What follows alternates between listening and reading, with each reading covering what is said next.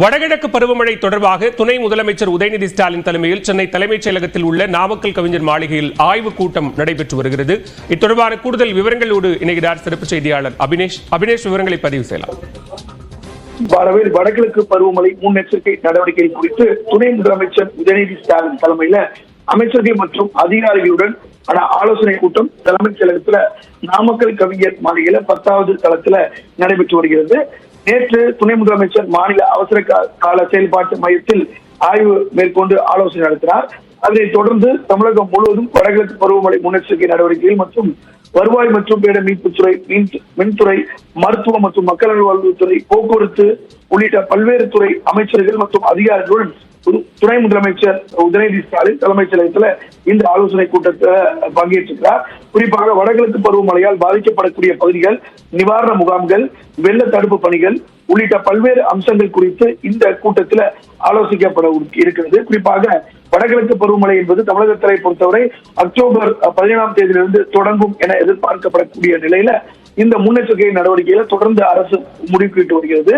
அந்த அடிப்படையில துணை முதலமைச்சர் உதயநிதி ஸ்டாலின் தலைமையில் நடைபெறக்கூடிய இந்த ஆலோசனை கூட்டத்தில் அமைச்சர்கள் கே நேரு, ஏவா வேலு, மா சுப்பிரமணியன், தாமு அன்பரசன், சேகர் பாபு, செந்தில் பாலாஜி, தாமு நாசர் உள்ளிட்ட அமைச்சர்களும், அதே போல திருவள்ளூர், காஞ்சிபுரம், செங்கல்பட்டு, சென்னை ஆகிய மாவட்டங்களுடைய சட்டமன்ற உறுப்பினர்களும் அந்த மாவட்ட ஆட்சியர்களும் அதே போல துறை செயலாளர்களும் இந்த கூட்டத்துல கலந்து கொண்டிருக்கிறாங்க.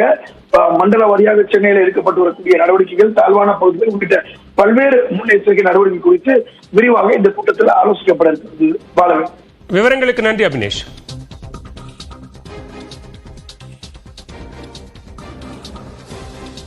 துணை முதலமைச்சர் உதயநிதி ஸ்டாலின் பேசி வருகிறார். நேரலை காட்சிகள். மழைநீர் சூழ்ந்துள்ள ஒட்டுமொத்த பகுதியும் இருள் மொழிவிடும் பொழுது வீடுகளுக்கு மின் இணைப்பு வழங்காவிட்டாலும் ஜெனரேட்டர் மூலம் பிரதான சாலைகளிலும் இணைப்பு சாலைகளும் லைட்டுகளை கட்டி, போக்கஸ் லைட்டுகளை கட்டி எரிய விடுகள் என்ற கடந்த மழையின் பொழுது மக்கள் கோரிக்கை வைத்தனர். அதையும் கவனத்தில் எடுத்துக்கொள்ளுமாறு நான் கேட்டுக்கொள்கின்றேன். மழை வெள்ளம் போன்ற இயற்கை பேரின் பொழுது மக்களிடம் பணியாற்றுவதில் நீண்ட நெடிய அனுபவம் உள்ள எங்களுடைய கழகத்தினரையும் மக்களுக்காக பணியாற்ற வேண்டும் என்று தானாக முன்வந்து பணியாற்றுகின்ற NGOs தன்னார்வலையும் நான் பயன்படுத்திக் கொள்ள வேண்டும். ஒவ்வொரு வார்டுகளிலும் சட்டமன்ற உறுப்பினர்கள், அரசு அலுவலர்கள், உள்ளாட்சி பிரதிநிதிகள், இளைஞர்கள், NGOs தன்னார்வலர்களை கொண்ட வாட்ஸ்அப் குழுப்புகளை நாம் உருவாக்க வேண்டும். மீட்பு பணி, உணவுப் பொருட்களை மக்களிடம் கொண்டு சேர்ப்பது போன்ற பணிகளில் அவர்களை நாம் பயன்படுத்திக் கொள்ளலாம். ஒவ்வொரு சட்டமன்ற தொகுதிகளிலும் சட்டமன்ற உறுப்பினருடைய தலைமையில் இயங்கும்படி உள்ளாட்சி அமைப்பினுடைய பிரதிநிதிகள் அரசு அலுவலர்களை அறிவுறுத்த வேண்டும். சிதிலமடைந்த நகர்ப்புற வாழ்விட மேம்பாட்டு வாரிய குடியிருப்புகள், பழமையான சுனாமி குடியிருப்புகள் போன்ற இடங்கள்ல வாழும் மக்களை எச்சரிக்கை விடுத்து அவர்களை அங்கிருந்து அப்புறப்படுத்தி பாதுகாப்பான இடத்துல தங்க வைக்க வேண்டும். மழைநீர் தேங்கும் பகுதிகள், ரிலீஃப் சென்டர்ஸ், மோட்டார்கள், போட் உட்பட நம்மிடம் கையிருப்பில் உள்ள உபகரணங்கள், சமயக்கூடங்கள், தன்னார்வலர்கள் குறித்த விவரங்கள் என ஒட்டுமொத்த தகவல்களையும் ஒரே இடத்தில் ஒருங்கிணைக்கும் வகையில் நம்முடைய சென்னை மாநகராட்சி கட்டுப்பாட்டு அறையான integrated command and control centre ICCC மேலும் பலப்படுத்துவது அவசியம். சமூக வலைதளங்கள் வரும் மக்களுடைய கோரிக்கைகள், புகார்கள், அதேபோல் மக்கள் பிரதிநிதிகளுடைய கோரிக்கைகள், அவற்றுக்கான தீர்வுகள் என அனைத்தும் ICCC மூலம் ஒருங்கிணைக்கும் வகையில் இந்த கட்டுப்பாட்டு அறை இருக்க வேண்டும் என்று நான் கேட்டுக்கொள்கின்றேன். மழை நேரத்தில் நான் தினமும் அந்த கட்டுப்பாட்டு அறைக்கு வந்து அன்றன்று நடந்த பணிகளை ஆய்வு செய்து மறுநாள் மேற்கொள்ள வேண்டிய பணிகள் குறித்தும் அறிவுறுத்தப்படும் என்பதையும் இந்த நேரத்தில் தெரிவித்துக் கொள்கின்றேன்.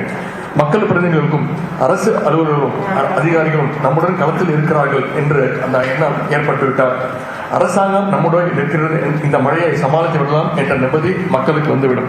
அந்த வகையில் நாம் ஒவ்வொருவரும் நம்முடைய பணிகளை அமைத்துக் கொள்வோம் என்று கேட்டுக்கொள்கின்றேன்.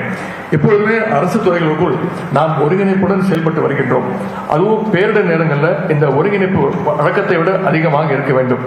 அனைத்து அரசு துறைகளும் இணைந்து பணியாற்றுமாறு கேட்டுக்கொள்கின்றேன். அதேபோல மக்களுடைய கோரிக்கைகளுக்கு நாம் தீர்வு காணும் பொழுது அதற்கான ரிப்ளை பதில்களை உடனுக்குடன் சமூக வலைதளங்களில் அளித்திட வேண்டும் என்று கேட்டுக்கொள்கின்றேன். பேரிடர் ரிலீஃப் சென்டர், கம்யூனிட்டி கிச்சன் அமைக்கப்பட்டு இருக்கும் இடங்கள் குறித்து பொதுமக்களுக்கு விழிப்புணர்வை ஏற்படுத்துமாறு கேட்டுக்கொள்கின்றேன். எனவே நம்ம ஒவ்வொருவரும் நம்முடைய பணிகளை அமைத்துக் கொள்வோம் என்று கேட்டுக்கொள்கின்றேன். மழைக்கான முன்னெச்சரிக்கை நடவடிக்கைகள் குறித்து நம்முடைய சக அமைச்சர்கள் பெருமக்களுடன் சேர்ந்து 3 ஆய்வுக் கூட்டங்களை ஏற்கனவே நடத்தியுள்ளோம். அந்த ஆய்வுக் கூட்டங்களில் விவாதிக்கப்பட்ட விஷயங்கள், சட்டமன்ற உறுப்பினர்கள் வைத்த கோரிக்கைகள், அந்த பணிகளின் தற்போதைய நிலை குறித்து இங்கே நாம் விவாதிக்க உள்ளோம். ஒவ்வொருவரும் சுருக்கமாக பேசுமாறு நான் கேட்டுக்கொள்கின்றேன். அனைவரும் ஒருங்கிணைந்து பணியாற்றி இந்த மழையிலிருந்து மக்களை காப்பாற்ற உறுதியேற்போம் என்று கேட்டுக்கொண்டு வாய்ப்பு என்று கூறி விடைபெறுகின்றேன். நன்றி, வணக்கம். மிக்க நன்றி சார். அடுத்ததாக